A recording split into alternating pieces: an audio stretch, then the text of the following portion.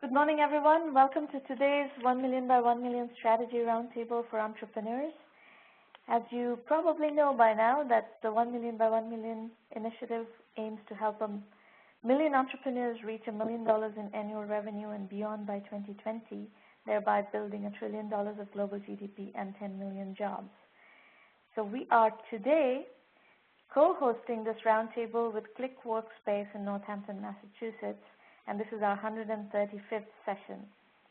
Now for me, this session has a lot of special significance because I lived in Northampton, Massachusetts for 4 years as a student at Smith College during my undergraduate years, and I majored in computer science and economics, and Libby earlier was telling me that she's majoring in economics and she's a senior there. So hopefully there are other Smith students and Smith alums in the room as well. For sure, a lot of Five College people from the Five College community, and I'm very much looking forward to meeting all of you. Now, as far as the mechanics of today's session, there will be 4 presenters, and they're going to be in interactive mode on the video and on audio. But all of you in the room are welcome to chat and ask questions, comments, network, whatever you want to do in the public chat in your WebEx room. So please go ahead and do that. And you will have a recording available of the roundtable. If you're live tweeting the show, please use the hashtag 1M1M. And our Twitter handles are @1M1M, and my Twitter handle is @Sramana. So you will see some tweeting going on from those accounts as well. Our first presenter today is Bakepedia. Didi is the presenter. So Didi, if you could unmute your line and tell us what Bakepedia is all about, that would be awesome. Well, thank you. Well, welcome to Bakepedia. There is a hole in the internet. There is no leading baking and dessert site. I am building Bakepedia to be the premier online destination for bakers and dessert lovers. The typical consumer goes online, they search for a recipe, and they randomly follow a link, trusting that the recipe will work. The cake on the left is what is promised. But so often, because recipes are poorly developed and presented, the cake on the right is the experience. The consumer's time and money is wasted, and the worst thing is the consumer blames themselves. They think they can't bake. But in reality, especially with baking, recipes have to be developed, retested, and then presented in such a way as to ensure consumer success. The top-rated website, allrecipes.com, is an aggregator. There is no accountability for the reliability of their recipes. Sites like King Arthur or Pillsbury.com have good recipes, but they're brand specific, so they're narrow by definition. There are plenty of baking sites, but they are the personal narratives of those writers. Nobody is presenting an overarching view to baking and desserts. Enter bakepedia.com, the baker's resource. We are going to have original, tested, trustworthy recipes coming from our test kitchen, in addition to original videos, original articles, user-generated content, as well as carefully curated content both from the web and partner publishers. We're also going to have a multimedia encyclopedia where every entry is big and beefy with links for videos, links for recipes, links for purchase, and we're going to have a social network. We're paying close attention to the interaction of user to user, as well as user interaction with our editorial team, user interaction with their device. We will be developing software across platforms, and also, of course, the user interaction with their social network. Next slide, please. I'm Day Wilson. I've been in the food business for 27 years. Baking is my specialty, and I'm a contributing editor at Bon Appetit magazine. Joining me is Sarah Tenalia. She will head our test kitchen. She was head of the test kitchen at Bon Appetit for 24 years. And my marketing exec, Jill Hambley, recently left Hasbro, where she was VP of Global Brand Marketing. Next slide, please. Home baking is a $12 billion market. It is forecasted to grow 20% by 2016. Food crafting is where people go and buy cookie cutters that they might never use again, but they want them for a particular project, and along with the cookie cutters, they often triple the amount of money they spend on food items on packaging. This is a $2 billion market, and I believe we'll be able to address a sizable portion of both markets. This represents allrecipes.com over here on the left. They are the top food trafficked site with 25 million visitors per month, but this is everything from meatloaf to apple pie. In the middle, joyofbaking.com is the top food trafficked site, baking traffic site with a mere 750,000 visitors per month. So at first you say, how can baking, a subset of cooking, approach larger traffic? The fact of the matter is that Joy of Baking is not approaching this sophisticatedly. They don't have a good platform, a good design. They don't have good tech. And in fact, on the right, that column represents the 6.5 to 9 million searches per month on allrecipes.com for baking and desserts. There is an unmet need, and I believe that Bakepedia can address that gap. The demographics are wonderful. We have the most frequent bakers being the highest income earners of $150K and higher, and most of them have kids 6 to 17, allowing us to address the family market. And men and women are both engaged in baking. Our target market is the avid baker, beginner to advanced. We've had a great month. We've had discussions with both King Arthur Flour and KitchenAid. Both of these companies are interested in partnering with us, and we're in the process of those negotiations to see what that might look like. Wiley Publishing and Harvard Common Press are interested in providing content, and Wilton, the cake decorating company, is also interested in providing content as well as product for our videos. What is the business model of your site? It might even be the next slide. I don't know if it's either next. It is next. Okay, so we have content that is free to the consumer. We're going to be working off our strategic partnerships with carefully selected partners with corporations, working on ad revenue, affiliate programs, commission on sales, all of this very carefully and strongly supported by SEO and our tech build. So I have a piece of feedback here for you. In general, my preference is actually for commerce than advertising as a business model. So in this instance, commerce being the selling of, what do you see as the commerce in relation to this? Commerce could be an affiliate program so that you are basically selling products in your category from various different vendors. But somehow or the other, I think you're going to have to tap into, once you, let's say you build up traffic, monetizing that traffic is, content providers are finding it excruciatingly difficult to monetize traffic with advertising alone. There's too much unmonetized ad inventory out there. So the monetization of traffic, you need to really think it through. We've been thinking about Groupon-like, to have a store, have Groupon-like relationships with our key advertisers and sponsors, selling programs that way. I also have great relationships with the Home Shopping Network, producing Bakepedia-branded products. This is core. I mean, there are things that are ancillary that I didn't put on any slides. Bakepedia-branded books. Bakepedia cupcakes, Bakepedia chocolate cookbook. I actually have 14 books that I've published as well. You can paint the sky red, wildly, but you have to think about how you're going to build this business. All this is not viable at the beginning of a project, right? So you have to figure out how you're going to get to a rhythm relatively quickly of a viable business. Okay. Go ahead. Oh, no, it's all right. Go ahead. Well, I think the questions that you're going to need to ask yourself is how does this company get off the ground? Are you already off the ground? Are you already a business? Have you launched this site? Is it going? How long will it take you to get to revenues, how much, what resources do you need to get there, and so on and so forth. So I didn't see any of that, planning here yet so far. We were 12 weeks ago, we were a URL with a vision. All of this work has been done in 12 weeks.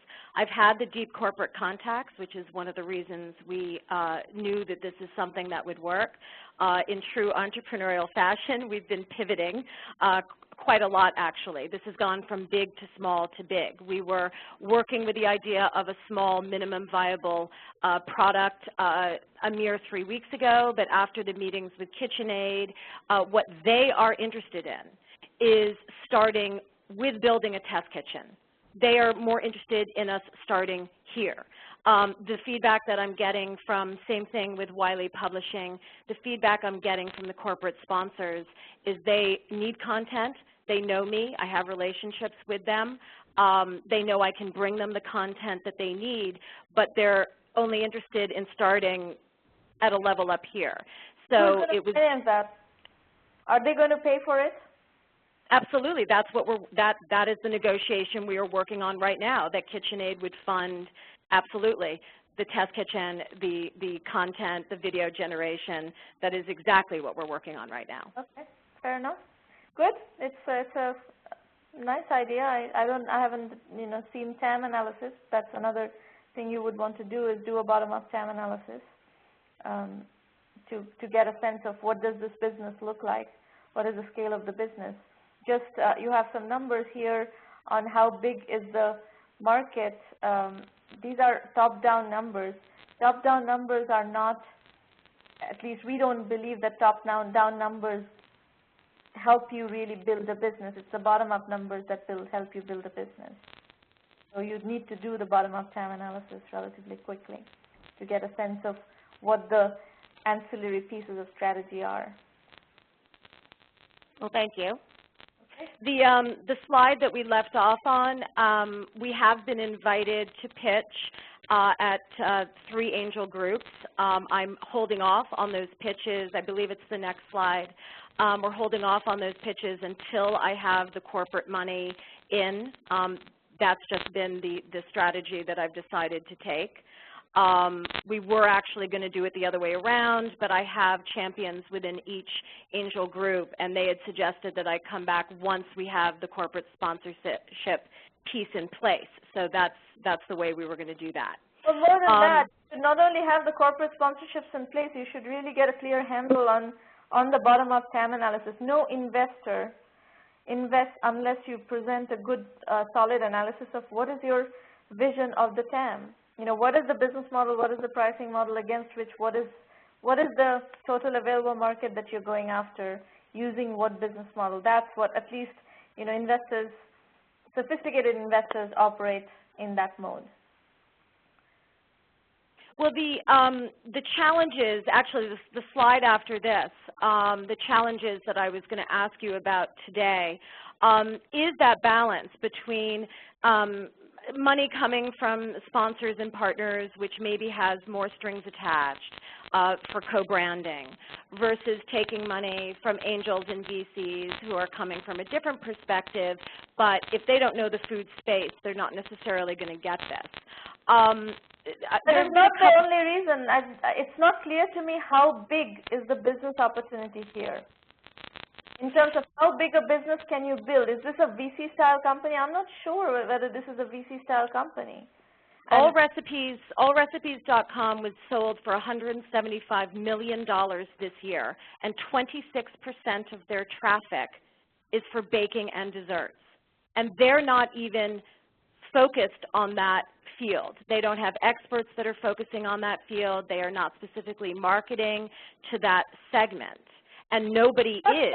I'm not saying that you're not venture fundable, but you're going to have to make a case that you're venture fundable or angel fundable. It's the same criteria, by the way. Angels and VCs generally operate more or less in the same criteria. So you're thinking that there are lots of strings attached with sponsors. There's plenty of strings attached when you try to do institutional funding as well, angels and VCs. There are plenty of strings attached there too. So personally, I prefer actually revenue as opposed to equity. So sponsors and partners is revenue, whereas angels and VCs is equity. If you can get some distance with sponsors and partners in a revenue mode and really flesh out what is it that you're trying to do in a really granular way, you can hold the option of raising venture funding or angel funding or venture funding later on, but I would first actually scope out the sponsors and partners and see how much money you can bring in as revenues. That is where we are right now. The most recent meeting with KitchenAid was just last Tuesday, at which point they presented to us this idea of coming back to them with a proposal that includes the building of the test kitchen from the get-go. And so that's exactly what we're doing right now, is working on that business plan, but it was not ready for today. Yeah, that's perfect. So good luck. I think there's definitely a viable business here. It's a question of what are the right strategies to build that business and what are the right financing strategies to build the business. Not all businesses should be venture funded. Well, thank you. Thank you very much for the opportunity. You're welcome. Good luck. Bye-bye. Thank you. All right. The next presenter is Parker Holcomb, Amherst, Massachusetts, Research Habits Digital.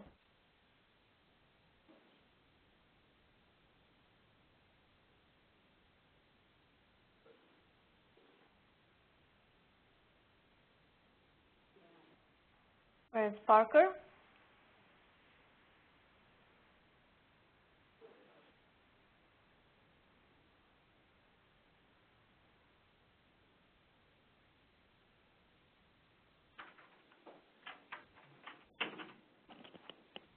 Hello? Hi. Hi, can you hear me?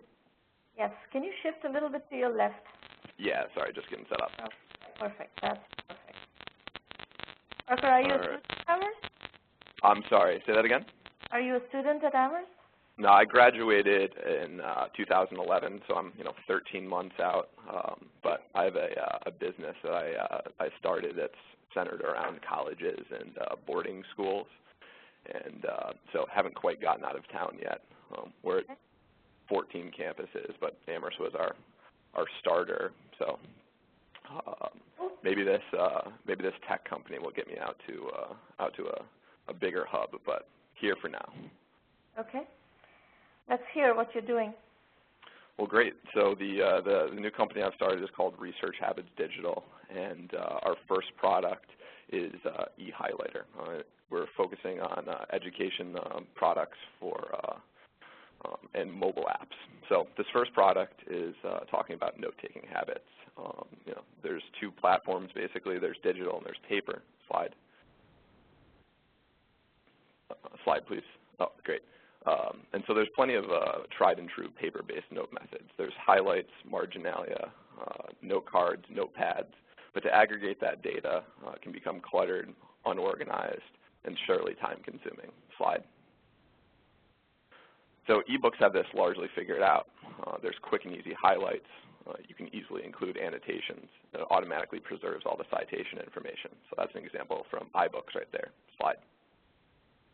So more ebook benefits. Highlights and notes are automatically uploaded to a format that's chronological, searchable, annotated, categorized, cited, and organized. And that's a Kindle example. So the hybrid solution, and I think this rings pretty true with at least how I did research and a lot of the people I've talked to do research, is you could take the time to make that highlight, copy it out to the note card, aggregate the note cards, and if you want to take the next step to get those searchable notes, you have to take all of them and type them up to your computer. Slide. So our solution is e-highlighter, and it's going to bring all those ebook benefits to paper books and articles through OCR technology. The entire point here is a lot of the other methods are time-consuming and clunky, so this takes a few seconds to get in and out and get right back to reading. Currently, we're mainly focused on the academic environment, but I also think we have a pretty good transition to legal possible.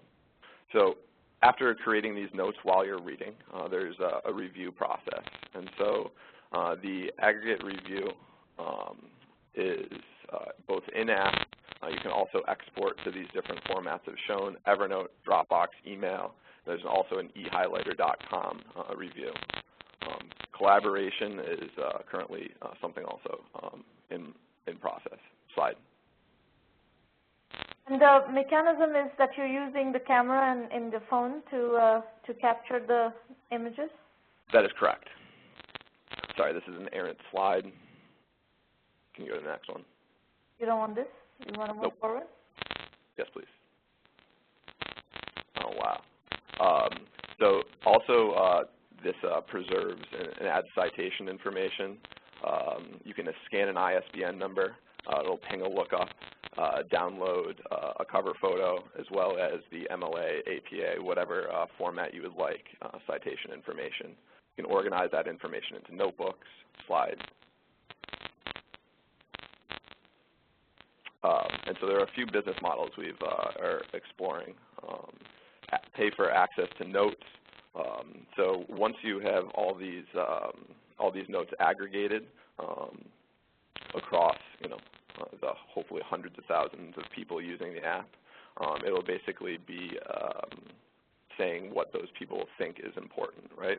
And so, a possible way to transition this into, a Spark Notes type model, and then you're kind of identifying yourself in the education supplements market, which is, a pretty strong market.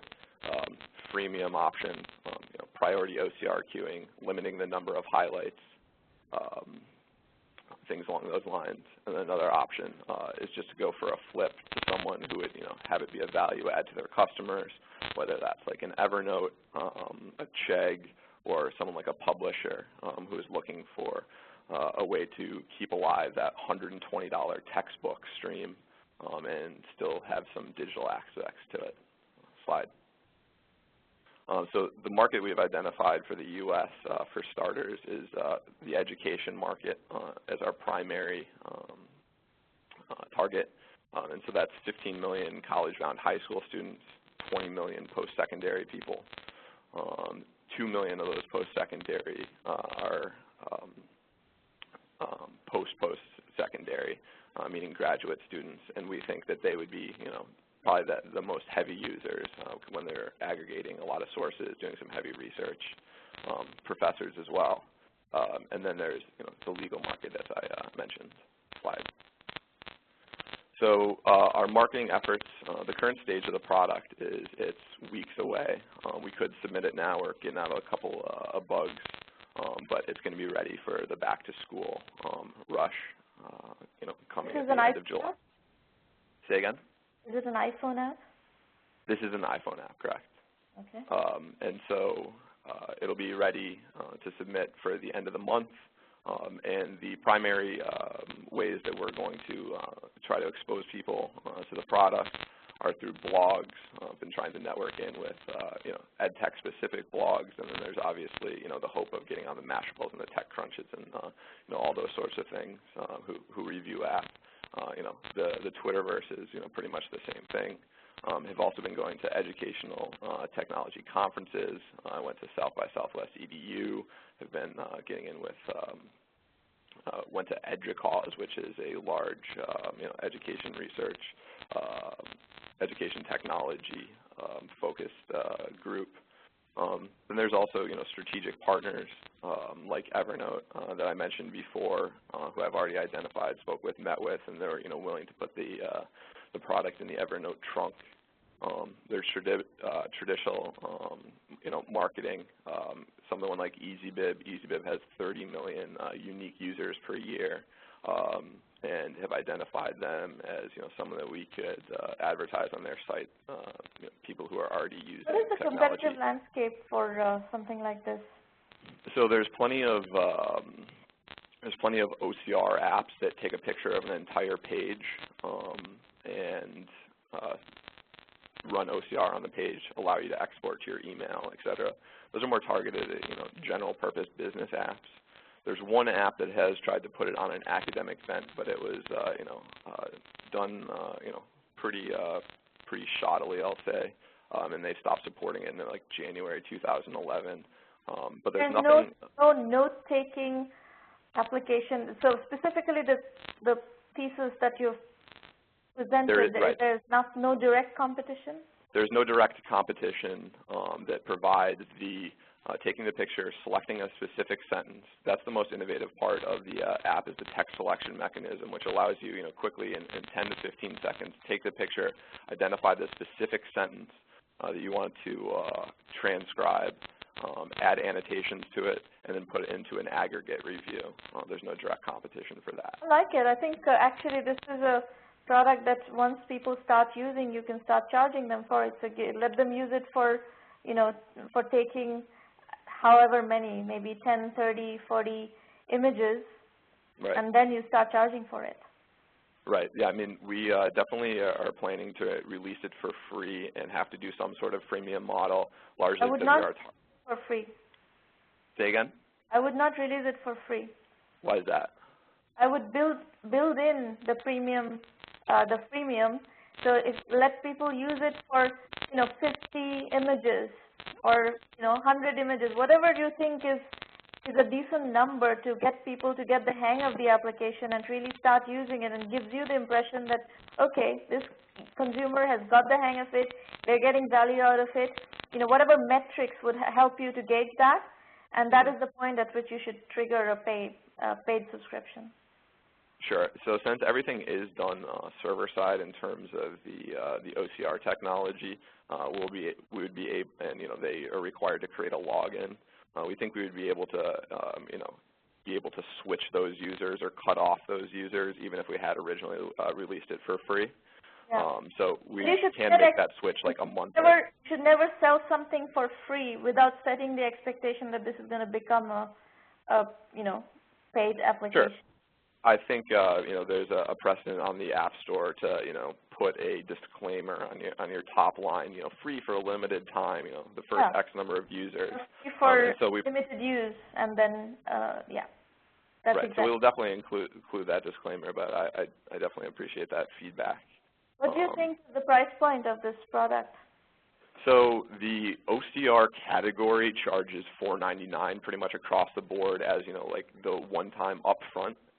Those are more targeted towards the business community, though, and the community that I'm going after is the student, right? And the students don't have a lot of money, and they also don't just blow $5 to check out. It's not exactly a lot of money. No, but it is something that is prohibitive from clicking on, just to test it out, right? So we definitely have to. If they've already got the hang of the product, and they're already using value from it, $5 for the kind of value you're offering, I think is amazing. Oh, you mean for if we go the freemium route? Yeah, so I think the price point is $5 if we're just trying to charge for access to the productivity app.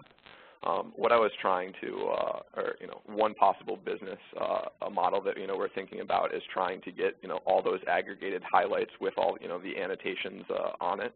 Right. I would not complicate life right now. Sure, but if we are trying to think about building up that database of important quotes from important books and people's comments on them, we think that having that database is more of an option.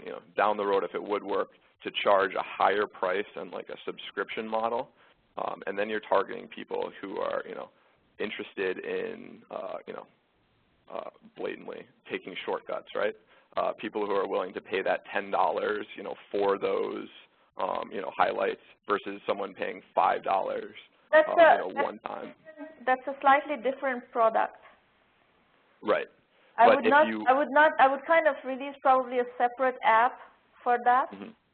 Okay. At a different price point. You have two products here. You have the first product is a $5 product, freemium $5 product with a limited duration free use, and then the second product is going to be once you have the repository, you can release the product that is a shortcut. So do you think the second product is a large or a larger market opportunity? Not necessarily. It depends on what kind of database you're able to accumulate. Right. Right. So another reason that we were thinking about just going straight free for the first couple of months is if we do want to position ourselves to have this large database, you obviously want to incentivize people to take as many notes as possible. I think the first product is much more interesting to me than the second product. Okay. Great. I appreciate that. All right. Good luck. It's a good Interesting idea. I like it. Great. Thank you very much. ehighlighter.com, @ehighlighter, all that. Take All care. right. Bye-bye. Good luck. Chris Landry is next.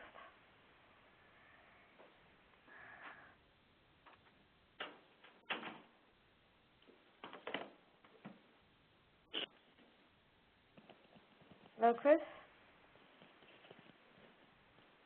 Hello. How are you? Good. How are you? Tell us what UQ is all about. Okay. If I could have the next slide, please. There's two kinds of customers that we're looking to bring together in this platform. The first is somebody who's interested in learning about business and is overwhelmed by the number of webinars and seminars and information packages and all the things that are online. It's kind of a disorganized market, and it's hard to get information.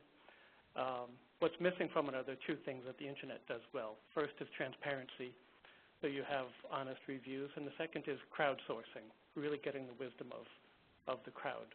So what we're looking to do is bring those things to this market to provide honest reviews from real customers.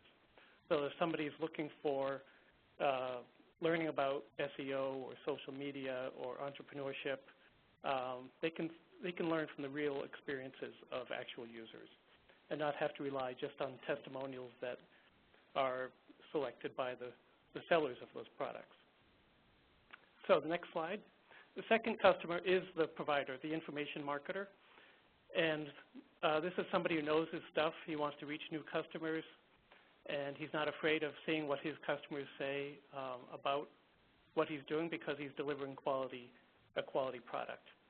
And for him, a site where people can read about his work is definitely a win, and he's happy to be part of that. So next slide. So what this does is, it looks like the slide got a little messed up in the translation. On this site, people can do three things, basically. The first is they can find a workshop to review, so they can look and see if the one that they attended or purchased is already in the database, and they can write a review about it. The second thing is they can read reviews. They can browse by category that they're interested in. And at first, we'll have a limited number of categories of business-related topics. And then the third thing is that they can create a listing. So if I'm a presenter of webinars and seminars or have an information package, I can create a listing and have my product as part of the site. Or if I've attended somebody else's, I could also do that, because we want to have users have the ability to do that, to create a new listing for somebody's product that may not be on the site. So that's basically the business model is a very simple thing to try to bring transparency and crowdsourced reviews to the marketplace so that people have some real information to see if this is the right product for them. And of course, the challenge will be, go ahead. How do you solve the chicken and egg problem of building traffic and attracting crowd versus funding the site for the duration that it would take you to generate some traffic? That's really the challenge. And so what we're doing right now, one of the things that we're doing is doing research, and we're creating a database of a lot of the top presenters. So I have somebody who's creating that database so that when we launch this thing, there are already several hundred information marketers, people who have real audiences, real followings, and we'll let them know that they're in this database and encourage them to send their people over, send their tribe over to write reviews of what they're doing. But there's not a lot of incentive to do that, right? If you come and tell me that you want me to send our traffic over to you, what is my incentive to do that? Well, your incentive is that this is a place where you can find new people who haven't heard of you. But you don't have any traffic. That's no, what we I'm don't asking. have any traffic. What is the chicken and egg? How well, do you chicken and egg? That's the challenge, and that's the thing. And this is actually a very new thing that we've just been working on for a few weeks. So, and that is really the challenge that we haven't figured out. quite yet, is that we really need to think about that chicken and egg thing. Yeah, and I would be very granular in thinking through the chicken and egg, otherwise it's not going to work. These kinds of things are very, very tricky.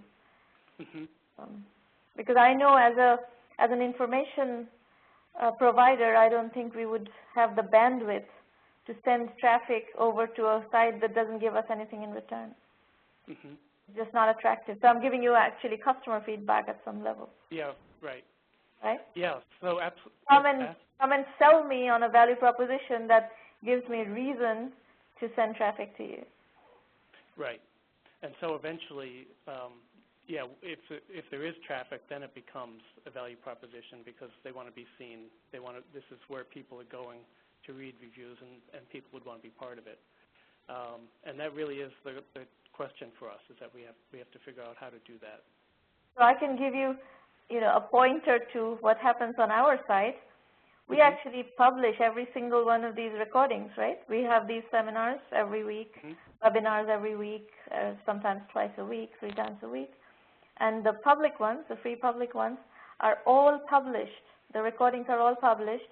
They're all online. And they're on YouTube. They're on our blog. There's a recap that comes out after each session. So there's actually lots of information about our customers, not customers, people who are participating in these workshops on a regular basis. That information is available. I don't have the time. You can't get me to give you access to these people, but you can find access. You're going to have to do the heavy lifting yourself. You can contact these people and ask them to review a session and build up the seeding content. The seeding content is incredibly important. So I'm just giving you one use case of how you would work with me if you wanted to work with me. You have to find how to seed content about other people and their, content and so forth accordingly with certain, guerrilla techniques, sort of. Right. Make sense? Right. Yeah, that's helpful. Right. Yeah, and I think that your level of transparency is probably, from what we've seen, very rare. Unusual. Extremely unusual. Yeah. Extremely unusual. Yeah. What works for me is not going to work for other people. That's right. Yeah, yeah, and that's really the challenge for somebody who wants to get help or to learn something, because of course, a lot of the presenters, they're really just cherry picking the best testimonials, and you don't necessarily know much about that person reviewing it, whether to really know this workshop is appropriate for me or not. Yeah, that's right. And then I think it's. Well, what I can say is that what you're trying to do is not going to be an easy thing to pull off. So I would study how the guys like Yelp and others have done it. They've all had to deal with this chicken and egg. How do you deal with that chicken and egg? And then there are monetization issues here. This is Yelp, for instance, is your proxy for this business model. Yelp has tremendous monetization problems, actually. Right. Yeah. So this is not a type of business that monetizes very well. At the same time, you may be able to create a niche business around it, and that may be fine. I think it's the whole public company that Yelp is trying to support with this business model is a real issue. They're having a hard time with that, with the monetization versus cost structure. But if you can do something more, small niche kind of thing, low cost structure, you may be able to pull off a decent sized $1 million, $2 million kind of business, which is fine. I don't have any problem with that, but still that chicken and egg needs to be solved. Right. Right. All right? All right, thanks. Okay. The next presenter is Bill Bradley. Thank you, Chris. Bill, you're up next. You need to put the headset on.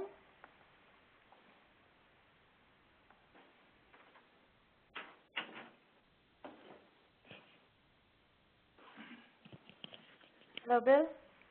Good morning. Good morning. Tell us what you're up to with Bradley Presents. Okay. Well, my name is Bill Bradley. I'm a registered dietitian, and I have written a couple of books, one of them from the island of Crete, and I specialize in Mediterranean diet, and I've done about 1,500 workshops for tens of thousands of people throughout New England and the Washington, D.C. area. And I also import olive oil from Crete. One of the things that I recently created was an online wellness program called The Biggest Winner, and you'll see it there on the bottom. And it's kind of like a more holistic version of the Biggest Loser program that you see on TV, where people are given challenges every week, exercise challenges, nutrition, stress reduction. We made videos for it. We have lots of resources. And so far, a company purchased it, and 500 people have gone through it, and we got really great results from it. Next slide. From that challenge program, we are working on a Mediterranean eating challenge for a Mediterranean website that I'm also creating right now, eatmed.com. And within this, within the EatMed, you would go to this Mediterranean eating challenge and purchase it. It's a 10-week program similar to The Biggest Winner, except that the idea of it is that by the time you're done with the 10 weeks and you've gone through all of the challenges, that you would know everything you would need to know to be able to eat Mediterranean. It's one of the diets that most doctors recommend, but when they recommend it to their patients, and I see this in my workshops all the time, they say, the doctor recommended the Mediterranean diet to me, and that's all they did. There was no resources. What does that mean? I'm sorry, pardon my ignorance. What is the basis of eating Mediterranean? What are the benefits of eating Mediterranean? Mediterranean diet is one of the best researched diets in the world, and what it is, it's the all of the countries around the Mediterranean Sea have a basic set of guidelines. They have a lot of different types of foods because it goes from like Spain to France to Egypt to Israel. So there's a lot of different types of diets, but they all have a basic guidelines, which are lots of olive oil, vegetables, fruit, less processed foods, less meat, more fish, and mixed in with exercise.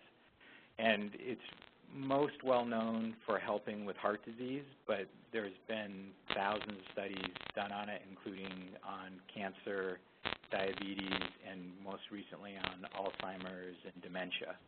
So it's a diet that's in the news a lot.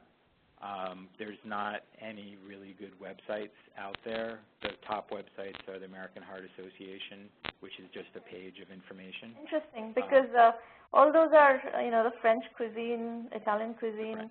Spanish cuisine. There's a lot of interesting cuisines in there, Middle Eastern cuisines. There are a lot of interesting cuisines in there. So part of any diet is the, boredom of it and the lack of taste.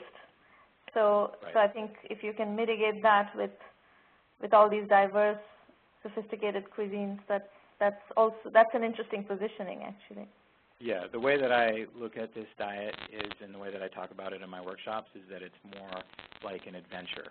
And it's a lot of fun to try all these different types of foods, and they're really tasty foods, and they're really good for you. They help with weight loss, and all kinds of, like just about every disease that we know is helped by the diet. With the Mediterranean Eating Challenge, we would have cooking videos. A lot of them we've created already. Exercise and stress reduction, just like with The Biggest Winner. Lots of recipes, lots of resources to go other places into the web, and then lots of resources on our actual website. One of the interesting things is that there is a number of cardiac rehab programs, one major one in Massachusetts that just lost its funding and had to close.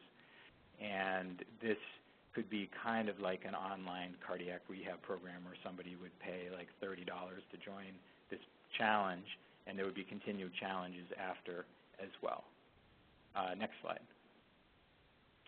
So with the 1,500 workshops that I've done over the past 10 years, 95% of the people that come to the workshops are women, usually between the ages of 40 to 60. But we would also be targeting.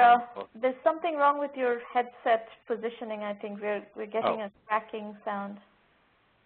Is that better? Yes, it is better. Significantly okay. better. So besides the that population, there's also the people that are told by their doctor to go on the Mediterranean diet. And then also anyone who's interested in weight loss, healthy cooking, because there's a big interest in Mediterranean cooking, and then other lifestyle changes. And the customers that often come to my workshops are usually people that have tried other diets and food plans previously. Next slide, please. So what we do is we help people enjoy healthier lives by turning the Mediterranean lifestyle into an adventure that is totally fun, engaging, and life-changing. And that's through the website and through the challenge-based programs. And within the challenge-based programs, they get points as they go, and then there'll be some e-books that they can win as they're going through the challenge. Next slide. So as far as how to build our customer base, I would be doing a lot of workshops for hospitals, corporations, and conferences. I can do free workshops because when I go to a workshop, I often make more money just selling books and olive oil than I would by, just from the fee. And then also creating licensed workshops that are specific to nurses, dietitians, and other health professionals. And that way they can get CEU points to come to our workshops, and then we can talk about the diet, the website, and the challenge program. And then also mailings to doctors, cardiologists, and the website itself, the eatmed.com website, and blogs. Next slide. So we're looking at how to make it all work. We have a mailing list. We know a lot of. Mailing list. How big is the current mailing list? It's not that big right now. It's probably about 1,000 people. Okay. And then also I know a lot of doctors that suggest the Mediterranean diet, and also hospitals that not only suggest it but use it in their cafeterias, and so we would focus on them. And then businesses that I'm already connected with. So one feedback I have for you, Bill, is that it's a little bit too broad. You need to start to tighten your go-to-market strategy and launch strategy so that you launch with something and get revenue quickly. If you have 1,000 mailing list, 1,000, you have a starting point, and you have some understanding of who these people are, I would try to get that to some sort of a paying situation fairly quickly. What is it that they would be paying for? What would they be paying for? Yeah. Is that what you're at? Yes, they would be paying for the Mediterranean Challenge, which would be the thing that would be helping them to learn how to eat Mediterranean. And then that would be the main thing they'd be paying for, but we would also. How much would you charge for that? I'm thinking somewhere in the $20 to $30 range, but it seems. That would be a very good experiment to run on that current mailing list to see how many of those people actually shell out the money. Yes. Get a sense of, what is your monetization model. So if it's a Mediterranean challenge and that's what you're marketing to begin with, then you test it on that list of the 1,000. You figure out what kind of conversion you're getting, and then you have to figure out the rest of it, the Google PPC and search engine optimization and all that, so that you can drive more traffic and figure out the conversion rates of that. So I think I heard a lot of different things. I would kind of focus on that Mediterranean challenge, put a product packaging on it, something that you can sell for $20, $30, whatever it is, and start selling that. That is your minimum viable product, and that is something that I'd like to see what kind of metrics you can generate very quickly in terms of actual financial metrics. Okay. And the other piece of that is that we have some companies that are interested in purchasing it for all of their employees. So it would be like a base price of like $10,000 to $20,000, and then they would run it for all their employees. What kinds of companies want to purchase? The company that we're working with now is it's basically a nonprofit that works with Blue Cross, and they would purchase it and then give it out to the people that they represent. And the reason that they're interested is because the more that they can decrease health costs, the better, of course, and that's their bottom line. And the first program that we created has already been shown to help decrease overall health costs. So that's the company that it's almost a definite that they're going to do this. Okay. But then there's some other companies that work with their employees. Next slide.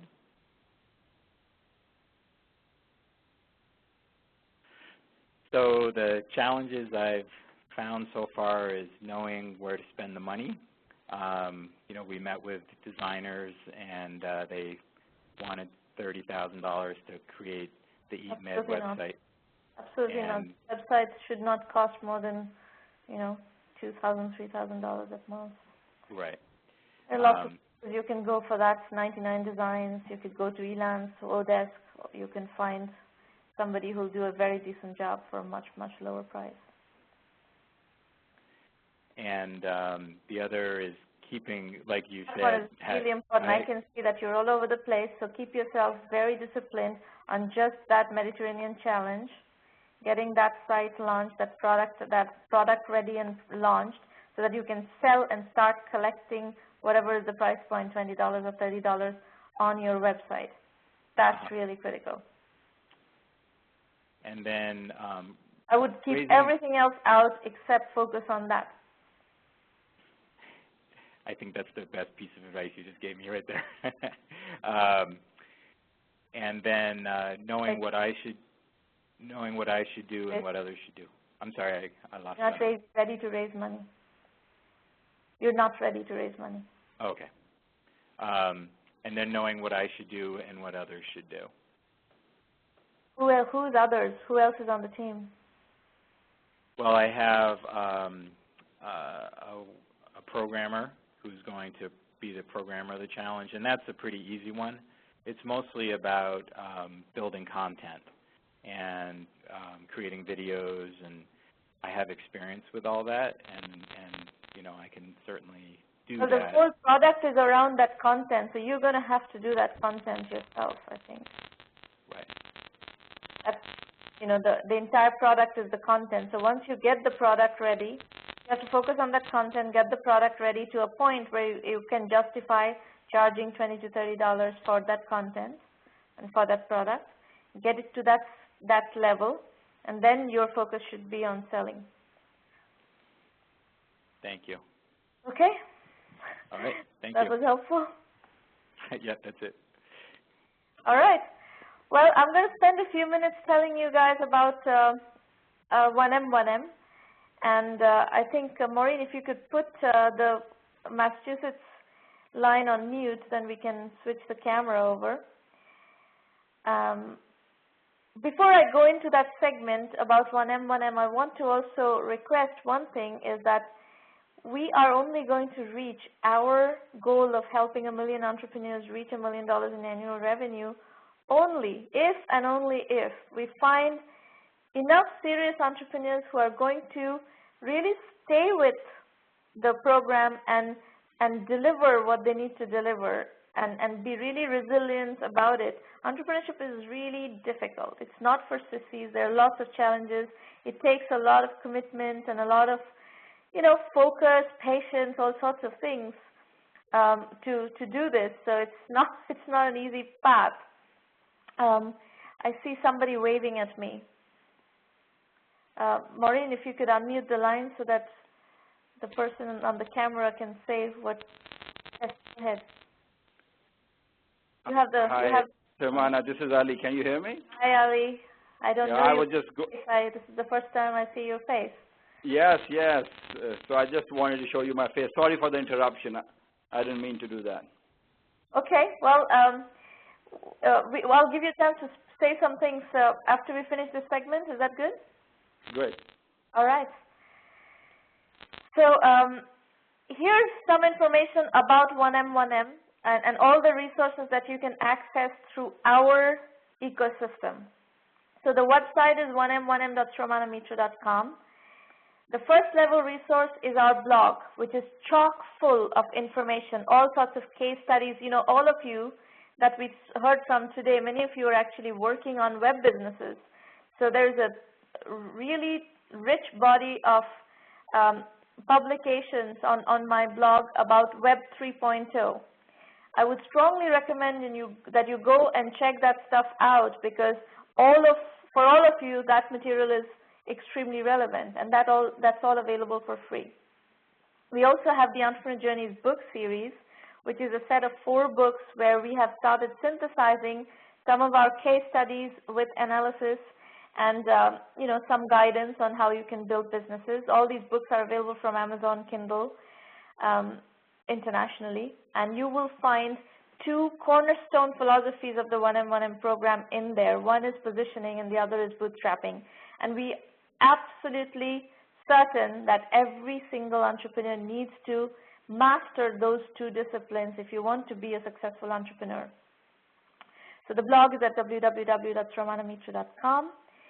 In addition, these roundtables happen every week. We are on our 135th session today. Over 10,000 people have attended these sessions. We have coached tons of entrepreneurs. You should feel free to continue to use these sessions for your, you know, progress. And if you want to really use the 1M1M program, we have a premium program that is a $1,000 annual membership fee. And for that, you get extensive methodology guidance, very granular, detailed guidance on how to put one foot before the other, how to make your choices and decisions, business decisions. We deliver that through a comprehensive curriculum. We also help you with business development, where we have contacts, whether that's, you know, customers, prospects, potential channel partners, media, analysts, investors, of course. Sessions like this, we have private versions of this, you know, premium members only versions of this, and that's how we deliver the strategy consulting. This is all video conference based. And we help with financing. So if you are a company that is financeable, then we will help you with financing and, you know, giving you all the coaching that is needed to get your financing round together. Not all companies are financeable, by the way. There are lots of niche businesses. We saw some of them today. We are very supportive of niche businesses as well. You don't have to raise money. You can build a self-finance business, and we are perfectly happy to support you in that mode as well. I recommend that you use the 1M1M self-assessment, again, available for free on the website. There are, however, curriculum modules attached to each of the self-assessment questions, and those are available for premium members only. Those are the video lectures and case studies. Let's see, some additional resources you can access through on the top right, top bar, the black bar on top. You have what to expect from the premium program, FAQs and video FAQs. Those are good places to start your exploration of 1M1M if you decide to join the program. And just to underscore, our methodology is lean, capital efficient, bootstrap startups, and this is pretty much the only methodology that works these days when it comes to especially internet businesses, which is largely what we saw today. You know, the whole industry is pretty much standardizing on this lean, capital efficient, bootstrap startup methodology, and you have to get a certain distance before anybody is willing to fund you. So you really have to do the early stages in a bootstrapping mode, and we have various mechanics of doing that. The curriculum is delivered as a core curriculum and some elective modules. The core curriculum, which is compulsory, is 7 modules that tackles bootstrapping, positioning, market sizing, customer validation, customer acquisition, and team building. And every entrepreneur needs to master these modules. And we have very, very specific guidance on each of those topics. Extensive content. It will probably take you about 50 hours to fully master the core curriculum. So I would budget that much time if you're going to do the 1M1M program. And then electives, we have a Web 3.0 and e-commerce curriculum on the elective side, which is fantastic. Cloud computing is a very big strategy, a very big area of business right now. Outsourcing and consulting continues to be big. Mobile and social apps are very big. We saw a mobile app company today. Healthcare, IT, online education, gaming, all these are elective modules that are aligned to lots of entrepreneurial activity in the ecosystem at the moment. The curriculum is delivered as case studies of several hundred successful entrepreneurs and video lectures. So what we've done is brought over 600 successful entrepreneurs over the last 6 years and captured their lessons from the trenches. So you have this really rich body of knowledge that entrepreneurs have very generously shared, and we have synthesized that into something that you can very diligently and very efficiently absorb in a very compressed time frame. So it's, in a way, if you're going to pursue the entrepreneurial route, this is a much better solution than trying to go for an MBA or anything to learn business, because this only costs $1,000 a year. An MBA is going to take away several years of your life, and you're going to be saddled with a big loan of, $85,000 a year kind of business for Harvard, for instance. And that doesn't help you become an entrepreneur, because then you have to pay off those loans, and then you have to go get a job, and your entrepreneurship is going to get delayed. So our thesis is that if you want to be an entrepreneur, you should be able to get started right away and with very practical knowledge that is hands-on and something that you can learn as you're doing your project on the job, essentially. I don't have a business degree. I went to Smith College. I did computer science and economics. Then I went to MIT and did my master's in computer science. I was in the PhD program, but I'd already started a company during my master's work. So at some point I finished my master's and just left and started doing companies, and I did one after another. I did 3 startups all through the 90s during the first internet boom, and then I did 10 years of consulting and so forth before I started 1M1M. So, I'm a big believer in learning entrepreneurship by doing, as opposed to going to school to learn entrepreneurship necessarily. What else? We have all these upcoming roundtables. Next week we have a contest, actually, an ANN Media ELANS contest with King's College London, and we also have a variety of roundtables. July 26th, August 2nd, August 23rd, August 30th. You have regular public roundtables like this, and you're most welcome to come and pitch and discuss what you're doing and so forth. And I'll be happy to give you feedback, guidance, whatever can be helpful for you. So at this point, we can open up for Q&A. So Maureen, if you could put Ali back on camera, perhaps, or the Click Workspace line back live. If there are questions or things that you want to discuss from the room, you can definitely get going. Hi, Sramana. This is Ali. Can you hear me? Yes, we can hear you. All right. Yeah, we actually have 2 rooms going here. So the presenters were in one room, and the audience is in another room. Which room are you in now? I'm in the presenters room. That's where you can see me. How can we get the audience questions then? Maybe they can just come in here if they have any questions. Folks, feel free to come over. We're not too far. Okay. So thank you so much, Sramana. I really appreciate your time and your feedback. And, we're very fortunate to have this session. And I'm sure all the 4 presenters are going to be able to take your actionable feedback and move forward. So, yes, and we very much look forward to continuing to work with you and really develop the Western Massachusetts geography as an entrepreneurial hub. And I think it's perfectly doable. So it's really... Also, I would like to introduce Sramana, Paul Silva. He's really the champion here for entrepreneurship. He has been doing this for many, many years. Paul, put him on come in. Camera? Yeah, he's going to come in. Hi, Paul. Okay. Yes, I'm going to put the speakerphone on here, too. Okay, very good. Can you hear? Happy day. Hello. Hi, Paul. pleasure to watch you in action. I checked with the room next door. She was clearly very thorough in her description. Like, no, we understand.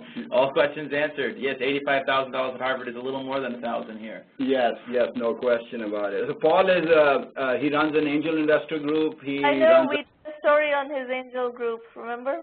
Paul, you must know about it. Yes. Kindly interviewed Corey, yes. Yeah. So he is really the champion here when it comes to entrepreneurship, and he was very kind to join us. And we should do a call sometime, the three of us, and just discuss different ways we can enhance entrepreneurship in this area, Sramana.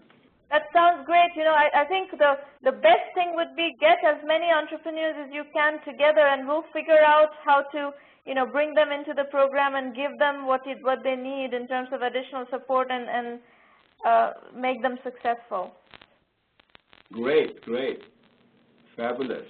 All right. Anything else that you want to discuss before we wrap up? No, that's it. Thank you so much.